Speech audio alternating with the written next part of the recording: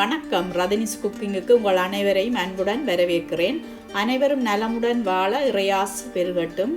இன்றைக்கு நான் ஒரு சூப்பரான ரெசிபியோடு வந்திருக்கிறேன். வாழை பொத்தியின் இதழ்களை வச்சு ஒரு பஜ்ஜி செய்திருக்கிறேன். வாங்க இப்போ எப்படி செய்தேன் என்பதை இந்த வீடியோ மூலம் உங்களுக்கு காட்டுகிறேன்.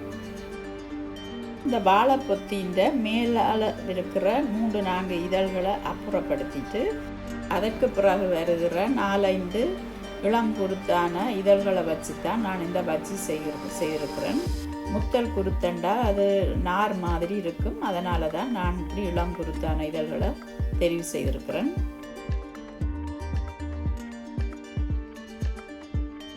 கழுவி எடுத்த இதழ்களை ஒன்றுக்கு மேலே ஒன்றாக வைத்து அடுக்கி நான் இதை எல்லாவற்றையும் ஒரே சைஸில் வெட்டி எடுக்க போகிறேன்.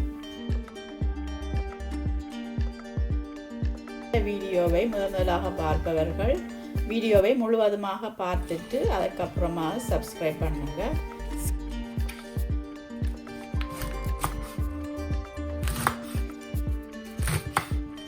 இதை உங்களுக்கு விருப்பமான சைஸில் வெட்டி எடுக்கலாம். கொஞ்சம் பெரிதாக எடுக்கலாம் அல்லது சிறிதாகவும் எடுக்கலாம்.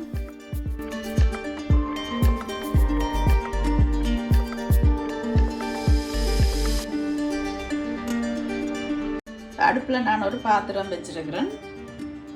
இந்த தண்ணியை கொதிக்க விடுவோம். தண்ணி நல்லா கொதிச்சு வரட்டும்.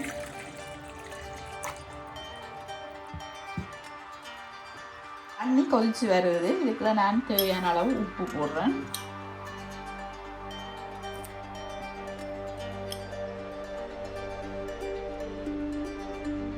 வெட்டி வச்சிருந்த வாழை பொத்தின்ற இதழ்களை இந்த தண்ணியில் சேர்த்து இதை அவிய வைக்க போகிறேன். நல்லா அவிய தேவையில்லை, ஒரு மெல்லிய பதமாக அவிஞ்சு வந்தால் போதும். இதுக்குள்ள தேவையான அளவு கொஞ்சம் மஞ்சள் தூளையும் சேர்க்குறேன்.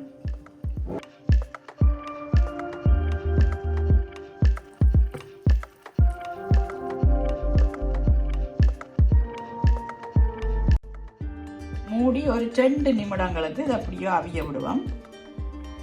இப்போ 2 நிமிடங்கள் ஆயிட்டுது. இப்போ இதை அவிஞ்சது போதும். இதை நான் ஒரு வடிகட்டி எடுப்பேன்.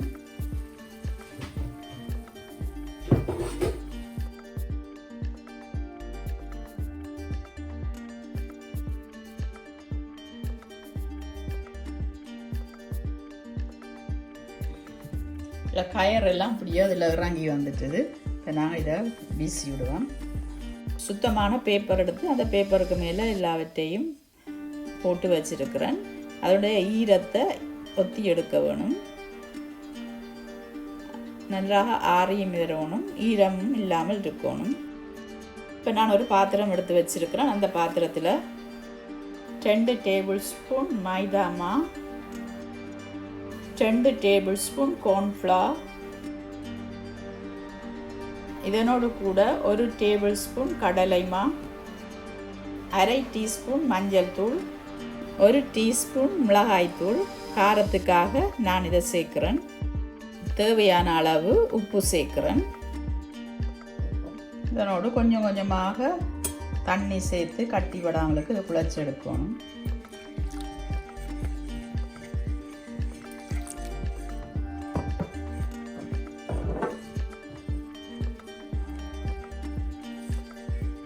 இதனோட கூட 1/2 டீஸ்பூன் பேக்கிங் பவுடர். இப்படி நல்ல திக்கான பதத்தில் இதை குழச்சி எடுக்க வேணும்.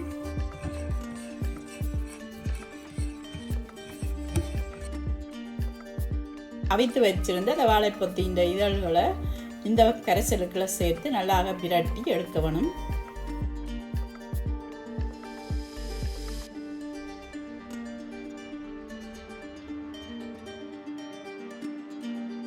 அடுப்பில் ஒரு பாத்திரம் வச்சிருக்கிறேன்.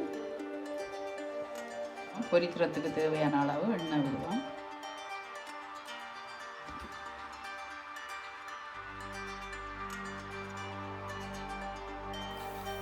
எண்ணெய் கொதிச்சு வந்துட்டு இப்போ நான் இந்த இதழ்களை போட்டு பொரித்து எடுக்கிறேன். இப்படி எல்லாவற்றையும் ஒரே பதத்தில் பொரித்து எடுக்க வேணும். வாழைப்பூவில் எதையுமே நாங்கள் வேஸ்ட் பண்ணாமலுக்கு வாழைப்பூவின் இதழ்களில் இருந்து இப்படி ஒரு பஜ்ஜியை செய்யலாம் என்பதையும் நீங்கள் தெரிந்து கொள்ளலாம்.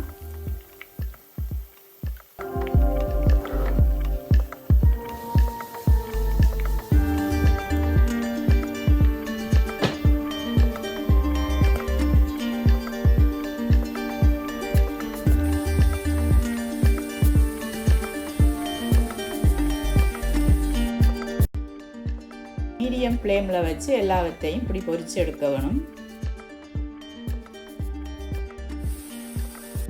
அது பொரிஞ்சு வந்துடுது.